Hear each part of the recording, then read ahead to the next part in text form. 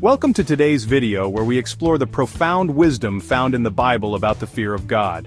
Now I know fear can sound intimidating, maybe even a little bit scary. But friend, let me reassure you, the fear of God isn't about being afraid. It's about something much deeper, much richer. These verses emphasize reverence, awe, and obedience to Him. It's about recognizing His greatness, His goodness, and approaching Him with the honor and respect He deserves. Proverbs tells us, "The fear of the Lord is the beginning of wisdom, and the knowledge of the Holy One is understanding." Think about that. The very starting point of wisdom, the foundation of truly understanding this life, is found in revering God. When we honor Him, when we hold Him in awe, that's when true wisdom begins to flow into our lives. It's like opening a door to a whole new level of insight and understanding.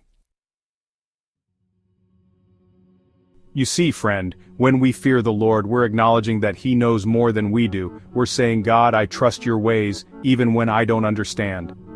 Proverbs 1:7 reminds us that fools despise wisdom and instruction. They think they have it all figured out. But those who truly want to live a wise and fulfilling life, they understand that it all begins with honoring God. The Bible tells us in Ecclesiastes, "Fear God and keep His commandments, for this is the whole duty of man." Think about that. Our whole purpose, the very essence of why we're here, can be summed up in those two things: revering God and living in obedience to His word. It's not about chasing after fleeting pleasures or worldly success. It's about something much deeper, much more meaningful. Chapter 4. Title: Eternal Praise. Psalm 111:10. Body: The fear of the Lord is the beginning of wisdom. All who follow His precepts have good understanding. To Him belongs eternal praise. When we live our lives God's way, following His guidance and His commands, we open ourselves up to a level of understanding that the world simply can't offer. And in that, we bring Him the praise He deserves. Chapter 5. Title: The Key to Treasure. Isaiah 33:6 Body. Isaiah 33:6 beautifully describes God as a rich store of salvation and wisdom and knowledge. But notice, it doesn't say this treasure is just handed out to anyone. No, friend, there's a key to unlock it, and that key is the fear of the Lord. It's in that reverence, that awe, that we find the wisdom, the salvation, the very foundation for our lives that we've been searching for. Chapter 6. Who do you fear? In Matthew 10:28, Jesus reminds us, "Do not be afraid of those who kill the body, but cannot kill the soul.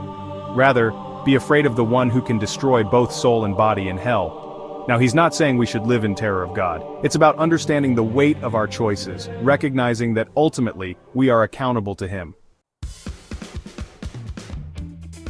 Chapter 7, Lacking Nothing. Psalm 34:9 tells us, "Fear the Lord, you His holy people, for those who fear Him lack nothing."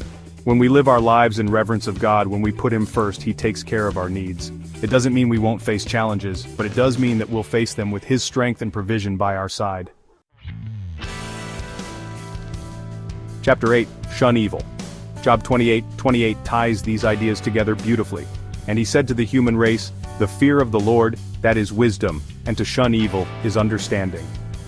When we truly revere God, when we understand His holiness and His power, it naturally leads us away from evil. We want to please Him, to honor Him with our lives, and that means turning away from anything that goes against His heart. Thank you for watching. Remember, the fear of God is about deep respect, awe, and acknowledgement of His sovereignty. It's not about being afraid, but about recognizing His greatness and responding with reverence and obedience. Let these verses guide you to wisdom, obedience, and blessings.